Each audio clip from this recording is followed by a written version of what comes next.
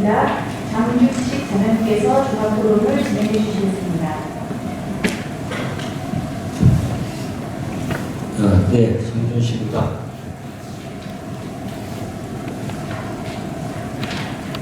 장시간 동안 발표자분들과 또 총정에 계신 여러분들께서 진지하게 오늘 발표를 해주시고 또 진지하게 들으셨습니다.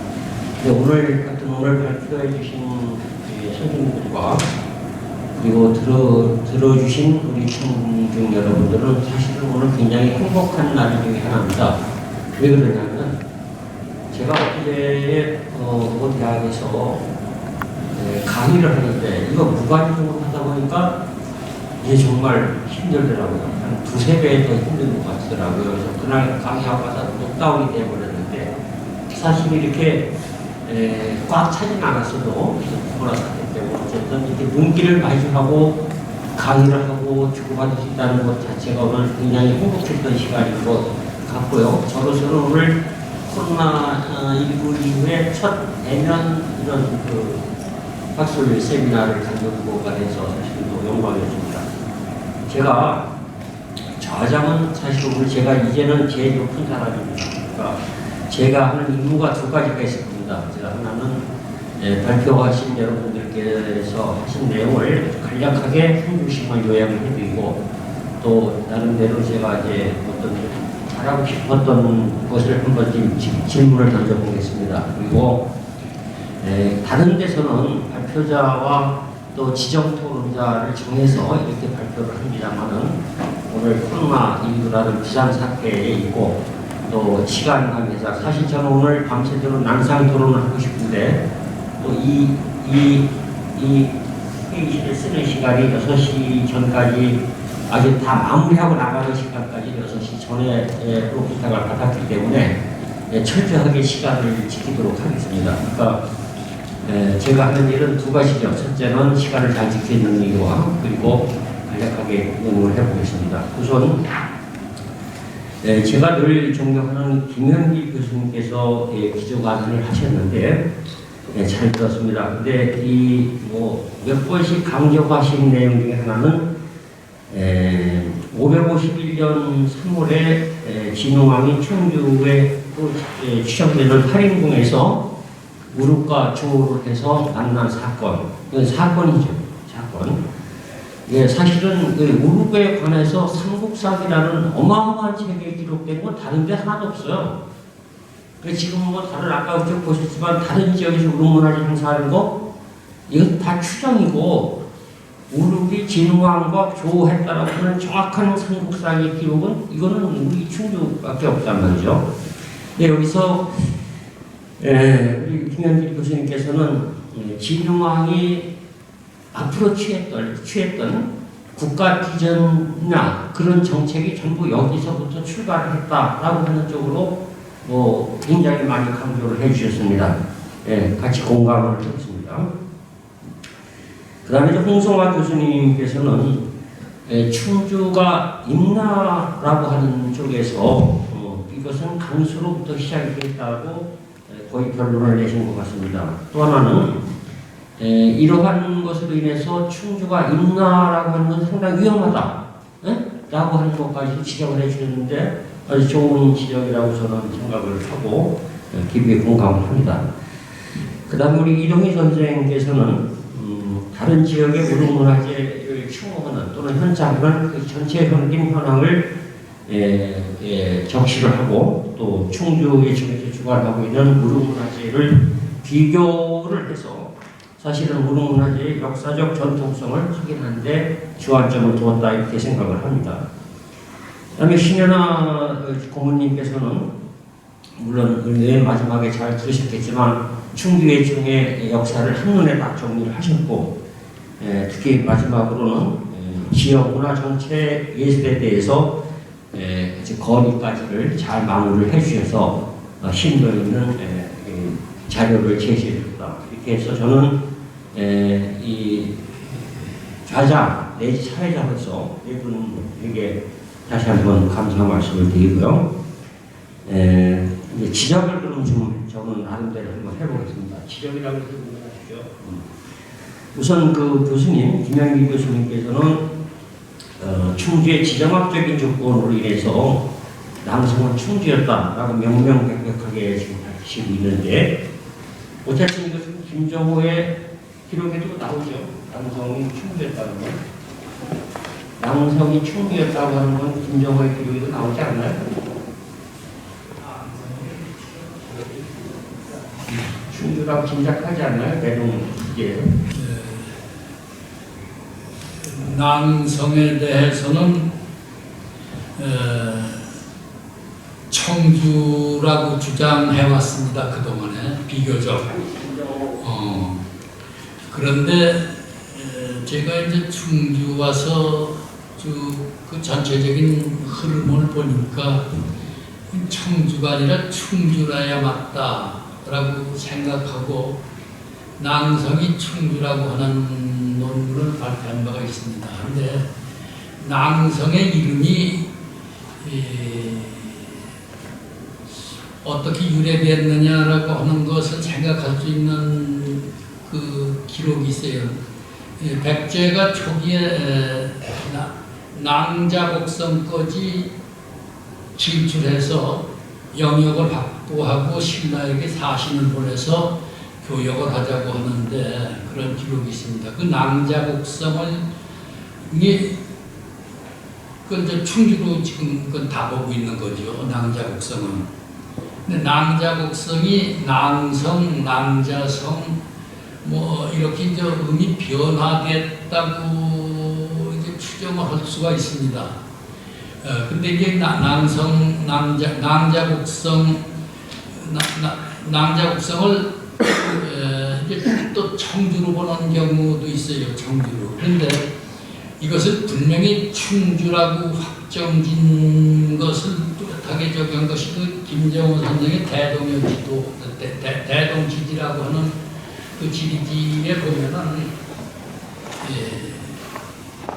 그 낭자곡성, 낭성과 유래되는 그 지명인데 지금 근데 그것을 충주로다가 아주 단정한 분이 이 김정호의 대동지지인데, 대동지지 충주 쪽에는 어떻게 기록이 되어 있느냐 하면은 정확한 이제 그 문장은 지금 뭐 자료를 보지 못하니까 하는데, 그냥 낭성은 충주 쪽에 그냥 낭성, 낭자곡성은 충주라고 하니까 이제 그냥 그 어려움 없이 흐름을 충주라고 이제 설명해 나갑니다. 그런데 청주 쪽에 가서는 어떻게 표시했느냐?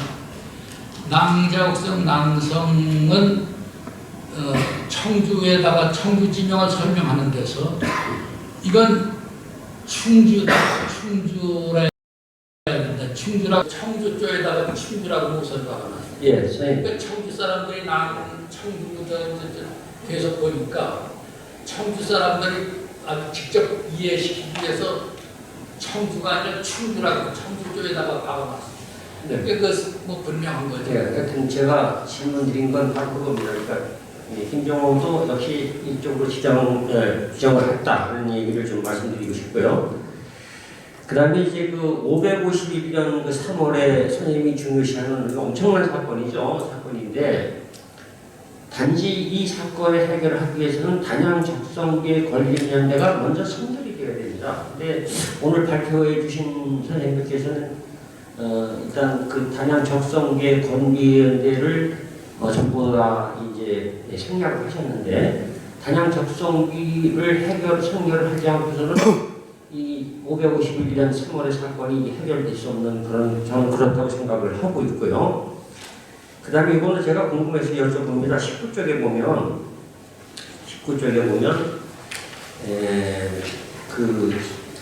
위에서 네 번째, 다섯 번째 줄에 보면 진흥왕은 우루그의 음악을 우루그에서 끝일 수 없다고 생각해서 이듬해인 세국 2년에 대네마했던 법지, 계보, 그리고 대사 만덕 세 사람에게 우루그에 보내어 음악을 전수받아 전승하도록 하였다라고 했는데, 근데 이 세 사람이 왕명을 받아서 이것을 전승하기로 했는데 내용상으로 보면 그것은 뭐 음란하고 건다하고 해서 이건 바람직한 것이 아니다라고 해서 소위 반무룩을 다 기통하는 무룩의 음악 자체를 반대하는 그 약간 기토 성향을 지금 띄고 있다는 거죠. 그 다음에 그것을 반대를 해서 5가지 음악을 이제 새로 신곡을 만들고 하니까 우루 선생은 예, 뭐 즐겁고도 방탕하지 않으며 애절하고도 슬프지 않으니 바르다고 했다 해서 결국은 무릎을 꿇는, 그게 어떻게 본다면 이 사람은 귀하인으로서 한계에 부딪힌 게 아닌가 하는 생각을 갑자기 좀 해봤어요. 왜냐면 그 데네마라고 하는 것은 신라의 10등급 관직에 해당이 되는 사람입니다. 데네마라고 하는 것은. 그 다음에 같은 그 계고도 10등급이었던 데네마였기 때문에 데네마 법지하고 계고를 같이 쓴 것이고, 그 다음에 계급의 차이가 있으니까 대사, 만법이라고 따로 나오면 대사는 신라 17등 관직 중에서 12등급에 해당이 되는 사람이거든요. 그럼 결국 이것은 경위, 어떤 의직은 아니었던 것 같고 경위를 가졌고 있던 왕경인으로서 국왕의 명을 받아서 이걸 전수를 시키러 갔는데 어쩌고 저쩌고 불만을 하는 거니까 이것은 내용상으로 보면 우룩의 음악을 기토하는 것이 1차적으로 보이고, 그 다음에 와서는 우룩이 소위 후퇴하는, 이들이 하는 게 맞다 이렇게 하는 것에서 이건 오히려 귀하인으로서 한계점에 부딪힌 게 아닌가 이런 생각을 좀 한번 해봤고요. 예, 간단하게 좀 홍 교수님께 좀 제가 여쭙겠습니다. 이따 이제 토론을 다시 좀 해주시길 바라겠고요. 이제 욕돌력이 심리면이라고 하는 추정을 내용상에서 해주셨는데, 그 내용에 대해서 좀 제가 궁금해서 한번 다시 좀 여쭙고 싶고, 아까 잘 발표해 주셨던 그 상당산성에서 사량부 부속 장길이라고 하는 명문교가 출토가 됐죠. 출토가 돼서 청주가 그렇게 육부의 어떤 그 영역을 나타냈다면 어쨌든 청주에도 그럴 가능성이 있다 해서 그 강수가 본 중원경 사량이라고 했잖아요. 그래서 그 사량과 가장 근접한 청주 지역 지명이 어딘가 하고 나름대로 조사를 많이 해봤더니 주덕에 보면, 주덕에 노원을 넘어가는 길에다 보면 거기에 사랑리가 있습니다. 사랑리. 그래서 이것이 사량부가 사랑으로 바뀐 게 아닌가 해서 꽤 많이 조사를 해봤거든요. 사랑이 있어요. 그래서 혹시나 관련되지 않았냐는 생각을 해봤던 생각이 들고요. 그래서 어쨌든 이 기와가 제일 중요한 거니까 앞으로 이와 관련되는 명문 기와나 또 신라로 대표되는 표지적 유물인 이 유물을 저희 국원연구원이 이제 개원을 했으니까 앞으로 저희들 연구원의 사명을 가지고 열심히 찾아보도록 그렇게 하겠습니다. 역시 이게 적성기는 정말 여기서 빼놓을 수가 없는 내용이 되는데요. 이동희 선생님은 아까 그 여러 가지 이제 악기를 설명을 했는데 요것까지는 제가 말씀드리고 지금 말씀 못했습니다. 우선 저는 가장 중요한 게 한국의 범종입니다. 종. 이걸 조선종이라고 해서 전 세계에서 이것은 너희들 나라의 것이다라고 별도로 딱 구분하고 있거든요. 그리고 한국종의 특징이 뭐냐면 종의 용이라고 하는 바람에는 끝부분에, 맨 위에 부분에 보면 이런 음통이라는 이 파이프와 같은 게 있습니다. 파이프. 이걸 음통이라고 그러죠. 하천명 음통이라고 하는데 이 음통에는 대체적으로 이게 신라종이든 고려종이든 조선종이든 근대종이든 여기에 대나무 매기를 표시하고 있습니다. 이게 뭐냐면 바로 삼국사기, 특히 삼국시에 기록된 만파식적을 형상화시킨 거거든요. 그 만파식적이 누구와 관련되냐면 바로 문무대왕과 관련돼 있죠.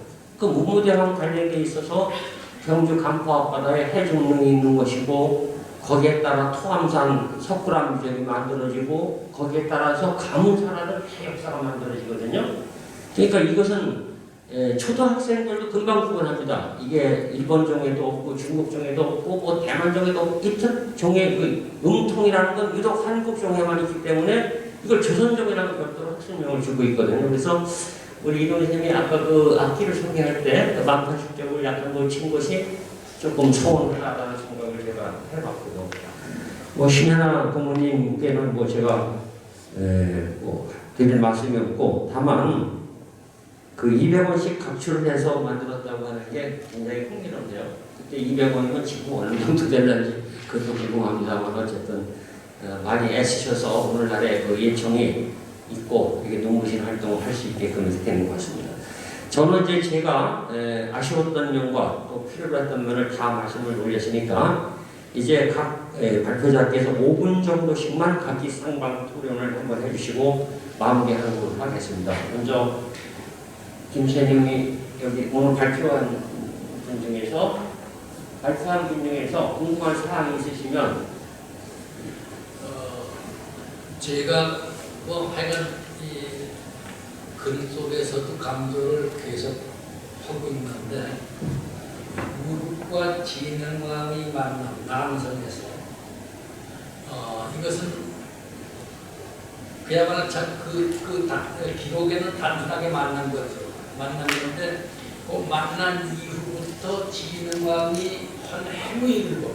그 치적이죠. 이것이 결국 뭐냐면 진흥왕 12년이라고 일반적으로 하고 551년이라고 얘기했는데 그건 개국이라고 강조를 했습니다. 처음 그 연어로 사용한 거예요. 그 연어 사용의 의미도 우리가 알아야 됩니다. 역사는. 그렇죠. 아까 잠깐 얘기하다가 이제 말했지만 그야말로 연어는 자주의식의 표현이죠. 내가 힘이 강할 때 가능했던 거예요. 그건 역사적으로 연어를 계속 의미로다 썼습니다. 그건 중국에 예속됐다는 의미죠. 그런데 우리가 연어를 사용한 시기를 보면 우리가 단다할 때는 연어를 사용합니다. 고구려가 광해대왕 때 영락이라는 연어를 사용했고 신라가 진흥왕 직전에 권원이라고 법흥왕 때 세워가지고 진흥왕 12년까지 사용해옵니다. 그리고 진흥왕 12년에 개국이라고 하는 연호를 만들어가지고 또 사용해 갑니다.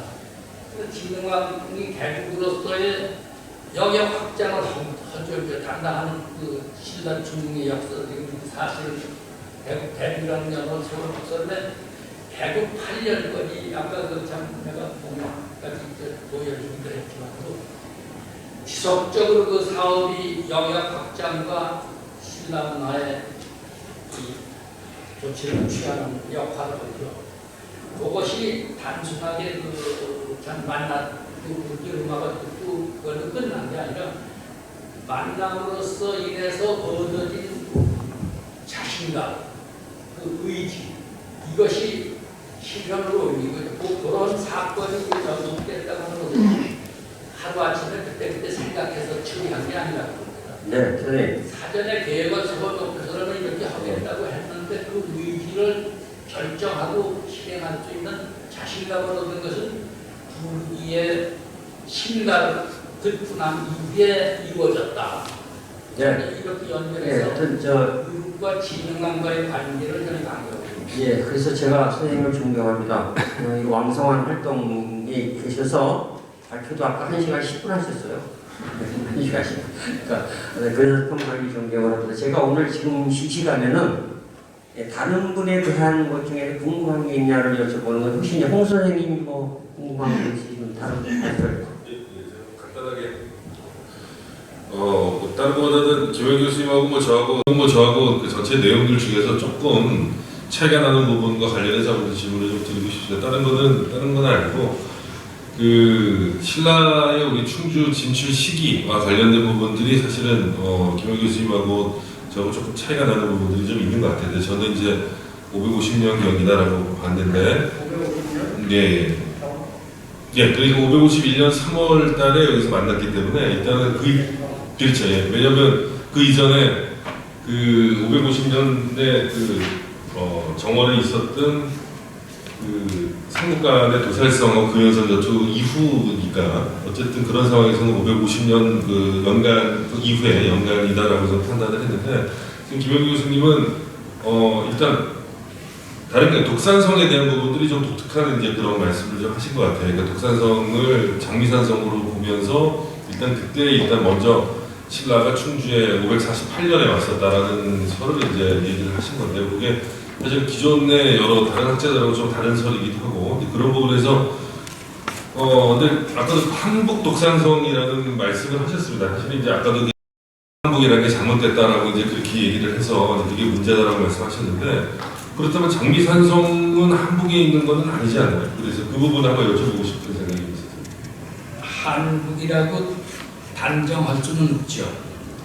근데 신라로서는 백제 입장에서 이제 보는 겁니다. 백제 입장에서 그 삼국이 각기 그 독산성 싸움을 기록을 하고 있어요. 근데 기록을 하고 있는데 백제 기록에서는 한국의 독산성이라고 표기했어요. 한국의 독산성. 그러니까 백제 입장에서는 독산성의 위치를 표시한 거란 말이에요. 강북에 있는. 근데 신라와 고구려 측 기록에서는 그냥 백제의 독산성이에요. 그건 백제 땅이니까. 그건 한국이라는 의미가 필요 없는 거죠. 백제의 독산성은 고구려는 공격했고, 그런데 신라는 그걸 도와주러 갔고, 근데 거기서 한국이라는 얘기가 분명히 이제 나오는데, 일반적으로 그동안에 독산성은 충주로 보아왔던 분들이 많아요. 그동안에 일제시대 배놈들이 만들었던 조선 역사지가 거기도 충주를 보기도 하고 뭐 계산을 보기도 하고 이제 이런 설이 있는데, 근데 우리 역사 기록에서도 독산성을 충주로 보는 기록이 초기에 있었습니다. 그리고 이병도도 고구려의 고구려 측에서 기록할 때 충주로 봤어요. 신라 쪽에서도 충주라고 해서 표시의 마크를 붙였어. 충주라고 했는데 이 양반이 똑같은 해 똑같은 사건의 기록인데 백제 기록에서만은 한국의 독산성을 갖다가 한국을 가당치 않다. 그러니까 예산으로 보려고 했다. 그 예산으로 추정했는데 예산으로 보게 된 배경이 뭐냐면 일본 서기에 그 일본 훈명기이라고 거기에 보면은 고구려가 정월달에 침략한 저기 고구려 독산성 공격 내용과 유사한 사건을 기록을 하고 연결한 것이 예산 기록이에요.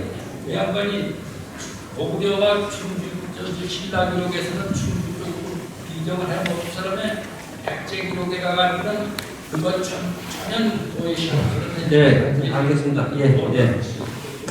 지금 홍성화 선생님이 우리 칠도에 관한 책을 아주 대저서를 써서 지금 아주 인기리에 지금 잘 판매도 되고 합니다. 그래서 한일 관계에서는 아주 정말 이제 아주 중진을 넘어선 이런 학자로서 활동을 많이 하시는데, 저는 생각에 550년경에 이제 충주 진출로 지금 보셨잖아요, 선생님께서는. 근데 저는 그보다 좀 빠른 시기로 봐야 될 것이, 그 북한 산비는 한강 하류에 있잖아요. 근데 한강 하류에 있는 북한 산비는 550년에 건비됐다고 하는 절대인데가 담보가 되어 있는 비석이거든요. 근데 여기에 뭐냐면 가장 비차부라고 하는 네 번째 줄에 단양 적선되는 비차부라고 하는 인물이 아간이었는데, 이 적성기에서는 6등급인 아간으로 지명이 아간지 비차부지 이렇게 나간단 말이죠. 6등급이었단 말이에요, 적성기에서는. 근데 550년에 세워진 북한 산비에서는 동민군인 비차부가 5등급인 대아간으로 승진을 해버렸거든요. 그러니까 그런 걸 본다면 이 북한 산비가 세워진 550년대는 비차부가 대아간으로 5등급이 됐으니까 그 이전에 이 550년 이전에 한강 상류가 되는 단양 적성비가 세워져야 된다고 저는 다른 생각을 하는 거거든요. 이 부분에 대해서는 제가 이제 김 교수님하고 따라 한번 이제 얘기를 한번 해보도록 할 것이고, 또 이동희 선생님의 다른 부분에 대해서 무슨 궁금한 점이 있으면 좀 질문입니다. 질문.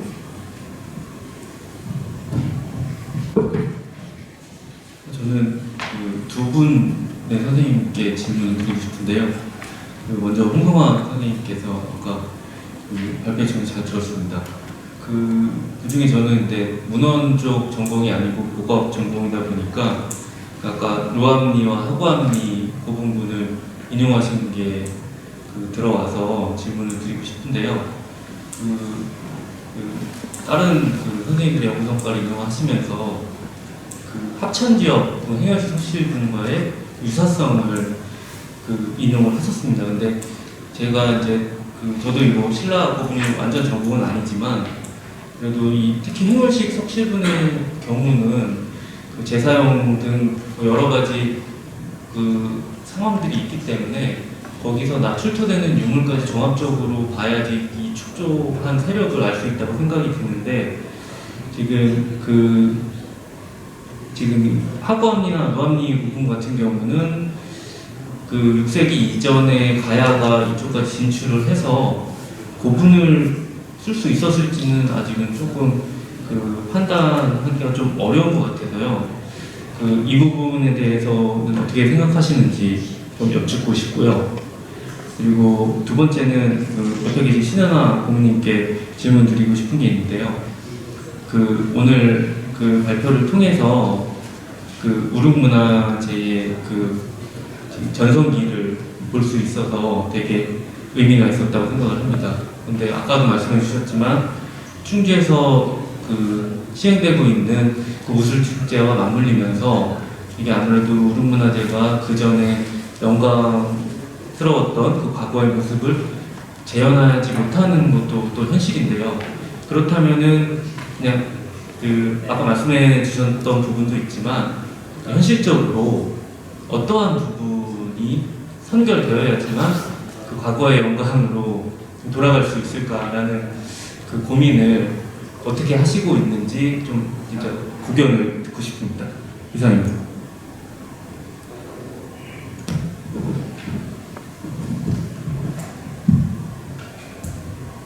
제가 아까 우릉문화재 때문에 무술축제 때문에 충주의 우릉문화재가 망했다 이렇게 얘기하는 사람들도 있어요. 우리 예술인들은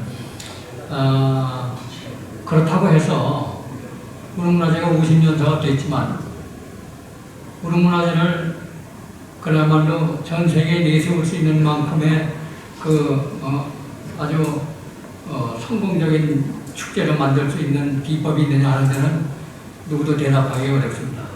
왜냐하면 지역의 특성을 대표하는 어떤 전통 문화가 있어야 되는데 우리 충주는 우르게 가야금 내놓고는 사실 없어요. 옛날에 이 한강 한수 교역으로 인해서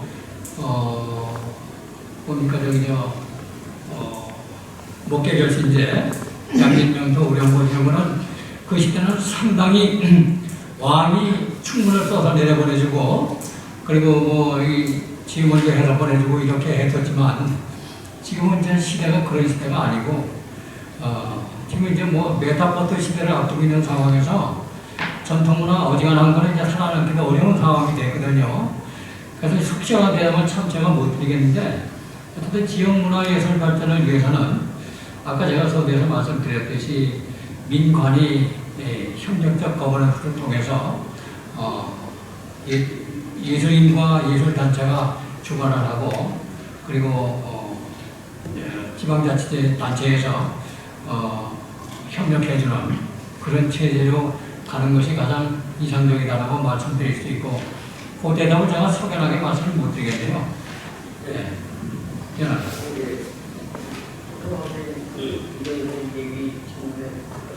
예, 들었습니다. 간략하게 말씀드리겠습니다. 어쨌든 제가 이 부분은 이제 문제 제기라고 이렇게 생각하시면 될 것 같습니다. 제가 일단 국어 전공이 아니니까 그 부분과 관련해서 구체적인 말씀을 드리긴 그렇고, 왜냐면 최근에 사실은 이 충주와 관련한 여러 가지 이제 우리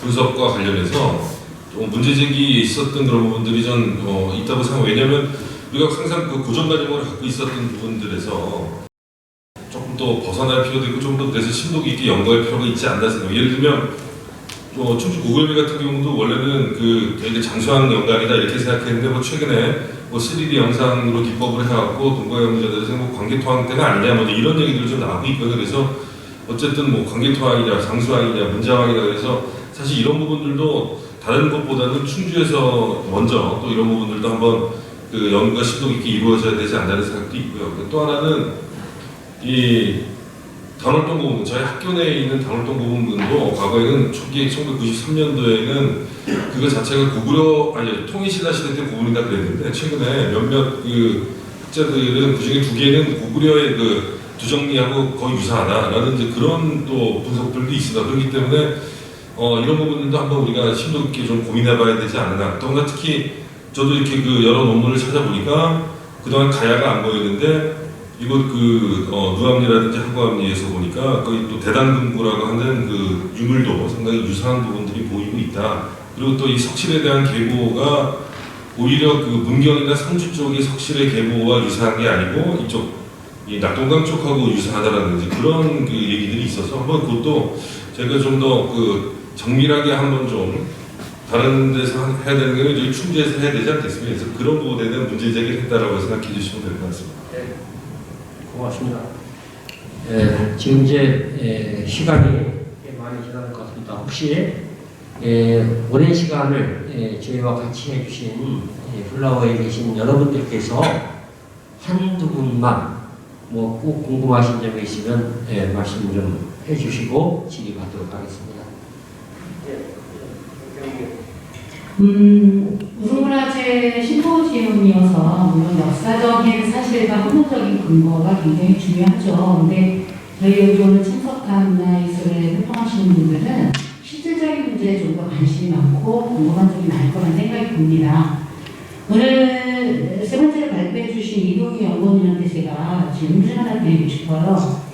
발표하신 내용 중에 경북 고령에서 그 10년째 그 행사가 치러지고 있다 했는데 거기에 보면 2006년에 무릎 박물관이 세워졌다라고 서술하셨어요. 이 또한 관에서 적극적으로 참여해주지 않으면 예를 들어서 저희 충주 문화재를 주최하는 예충 자체로서는 박물관을 설립한다거나 제시하기는 정말 어려운 상황이거든요.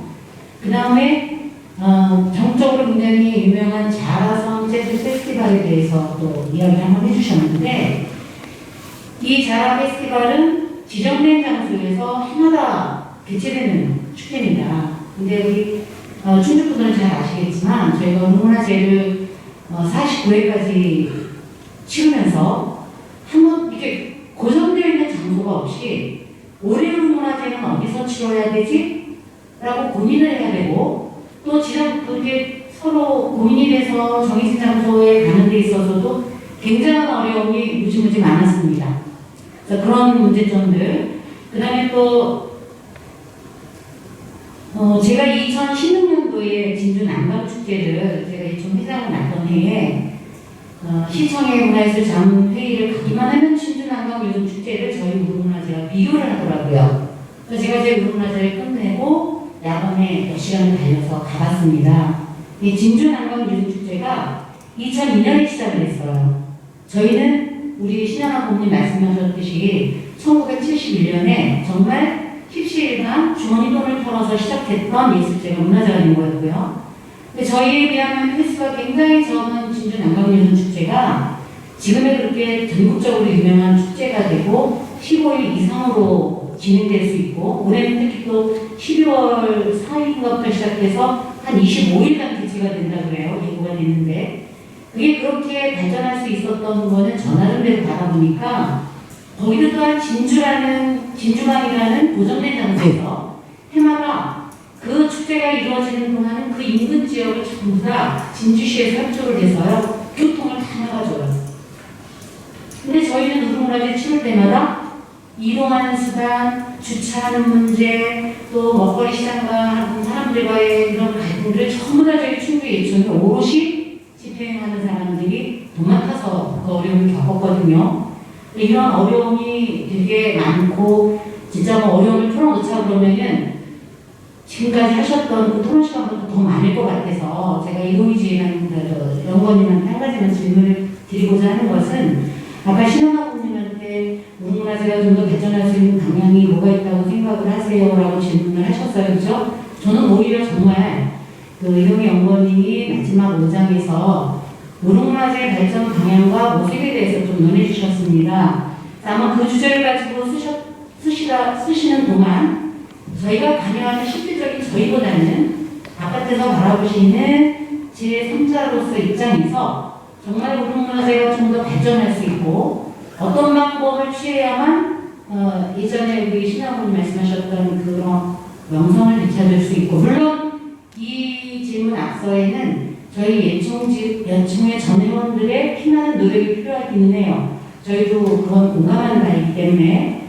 근데 그렇게 피나는 노력을 하지 못하는 데에는 경비 문제도 있고 관내 협조적인 문제도 있고 정말 수없이 나열할 문제가 굉장히 많거든요. 그래서 우리 이노희 연구원님이 생각하시는 무릉문화재 발전 방향에 대해서 저희에게 좀 속 시원하게 답변을 부탁드려도 될까요?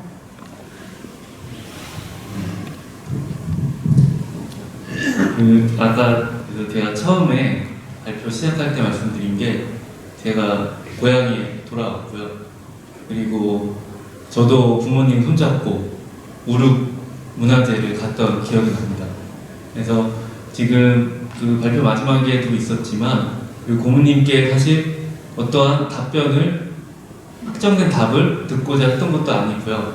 그냥 같이 고민하는 자리고 그렇기 때문에 그 사실 저희가 살고 있는 시대와 사회가 많이 바뀌었습니다. 그리고 그런 것들이 사실 다들 아시겠지만 거대 자본, 제가 자라섬 재즈 페스티벌의 예를 든 건요.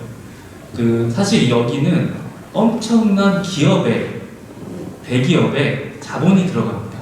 사실 여기 충주시에서 나와 계시지만 이 정도 급의 규모가 되자는 건 아니고요. 그러면 우리가 기업을 유치할 수 있는 방안이 무엇일까를 고민을 해봤으면 좋겠습니다. 그래서 사실 성공적인 행사가 되려면 일단 자본이 뒷받침이 되어야 되고요. 그런 면에서 적은 자본으로 이 문화재를 50년 동안 이어온 예총의 노력에 일단 노력을 제가 뭐는 안 되지만 치하를 하고 싶습니다. 그런데 그리고 두 번째는 그래서 제가 처음에 발전방향 모델 처음 말씀드린 게 인프라 얘기를 하면서 여러 공연 관련 곳을 말씀드렸던 것이 제가 봐도 지정 장소가 좀 필요합니다. 그것까지는 처음 말씀드린 자본 같은 경우는 정말 어려운 문제지만 사실 그런 지정된 장소 같은 경우는 충주시와의 협의로도 충분히 가능하다고 생각하기 때문에 일단 관과 연결해서 할 수 있는 거 먼저 풀고요. 그리고 차차 저희가 노력을 기울이면서 그런 자본적인 문제도 풀어가고 이런 노력들이 쌓여간다면 우릉문화재가 다시 한번 비상할 수 있지 않을까 생각해 봅니다. 이상입니다. 백경미 회장님께서 질의하신 내용은 우리 이동희 선생님이 답변하기는 쉽지 않은 문제 같기도 하고 같이 공감하는 뜻으로 문제 받아들이도록 하겠습니다. 또 우리 문화재단의 백인옥 대표이사기도 하고 계시니까 오늘 나오는 얘기들을 잘 종합하셔서 시정에 반영될 수 있도록 좀 신경 써주시고요. 잘 알겠습니다. 국장님 아까 질문 오늘 무릉문화재 심포지엄에 와보니까 정말 우리 무릉에 대한 정체성, 또 중원문화에 대한 정체성 이런 거에 대해서 좀 더 심도 있고 깊이 있는 그런 게 필요하다는 그런 생각을 굉장히 많이 합니다.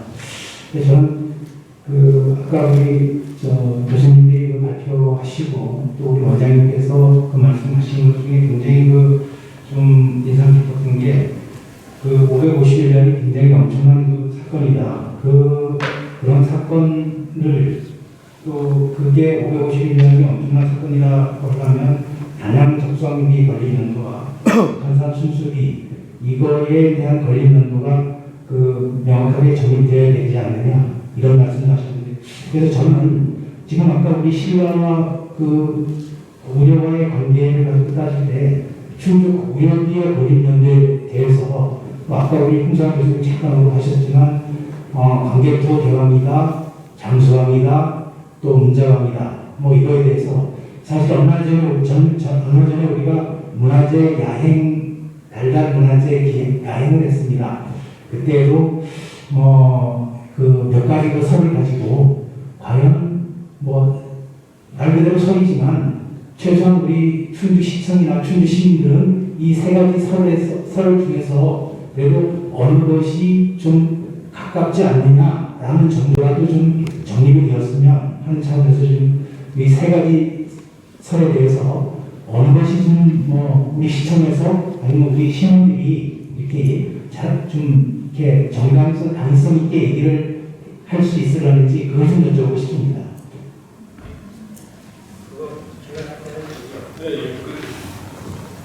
네, 우선 충주 고구려비라고 하는 것은 뭐 남북한을 통틀어서 고구려비는 하나밖에 없는 아주 엄청난 자료죠. 근데 지금 말씀하셨던 광개토항 때의 건비냐, 장수왕 때 건비냐, 뭐 이제 윤자왕 때 건비냐 하는 논란이 있는데, 작년도에 그 고구려비 발견 40주년을 기념해서 동북아 역사재단에서 발표가 있었습니다. 우리도 참석을 했었고요. 그때 이제 고광이라고 하는 동북아 재단의 이제 책임연구원이 맨 위에 재액이 보인다 해가지고 재액에 대해서 그냥 확 발표를 했어요. 근데 그것이 동북아 역사재단에서 공유된 상황이 아닙니다. 개인적인 데에서 발표가 돼서 그 내용을 가지고 이게 광개토항까지 올라가지 않느냐 하는 이런 얘기를 했는데, 저 개인적으로는 광개토항 비석하고 똑같이 닮긴 닮았지만 어떤 광개토항까지는 안 될 것 같고, 저 장수왕이 남진 정책을 취하면서 충주에 고구려 국원성을 설치했다는 건 분명한 역사적인 기록에 의한 사실이거든요. 이 국원성을 설치했다는 것은 소위 말하는 소백산 이남 쪽의 남진 경영을 중심하기 위한 통치구를 설치했던 것인데, 그런 인근에서 세워지지 않았느냐 하는 것이고, 아까 우리 김용기 교수님은 이 고구려비를, 충주 고구려비를 통일비로 보셨는데요. 그 통일비하고는 좀 관련이 좀 죄송합니다만 없다고 보죠. 왜냐하면 그 내용상에서 보면 일종의 포고, 경고문 내지 포고문 적격인 성격이거든요. 보면. 그러니까 그 지역이 흔들리고 있는 신라하고 이제 자꾸 북상 쪽이 되다 보니까 지역 주민들이 거기 있다 고구려 주민들이 있었을 거 아니에요. 국원성 동부에 들어왔을 때. 그 지역 주민들이 약간 흔들리는 마음을 잡아주자고 하는 뜻도 있을 것이고, 또 신라와의 관계에서 너희들 이러이러한 것이 해서 이제 뭐 왕이 신라 매공을 불렀다 돌아왔다 다시 불러들이는 이러한 사건에 대해서 대략 저는 개인적으로 한다면 449년 정도의 449년 5월에 일어난 사건을 기록한 것이 아니냐 이렇게 듣는다면 어쨌든 그 광개토항 제 개인적인 겁니다. 그건 좀 제가 곧 이거 발표를 하는데요. 그것도 또 재미나게 충주 예총에서 저한테 원고 의뢰가 들어왔어요. 근데 사실 예총 원고는 저희들 역사적인 내용이 사실 딱딱하거든요. 딱딱한데 이번 언제 발행되는지 모르지만 한 19일 날까지 원고 보내달라고 해서 요새 날밤 새워 쓴 건데 새로운 자료까지 썼으니까 예총지가 새로 보급되시면 그때 이제 한번 좀 봐주시면 아주 쉽게 쓰려고 썼습니다. 썼는데 건비연대하고 특히 왜 세워졌는가 그걸 좀 제가 요약을 해서 썼으니까 살펴주시면 고맙겠습니다. 하여튼 오늘 여러 질문이 있을 것으로 생각이 되지만 저희들이 이제 이 자리를 비워줘야 될 시간이 됐기 때문에 여기서 마무리하는 것으로 하겠습니다. 고맙습니다. 한 시간 고생하셨습니다. 고맙습니다.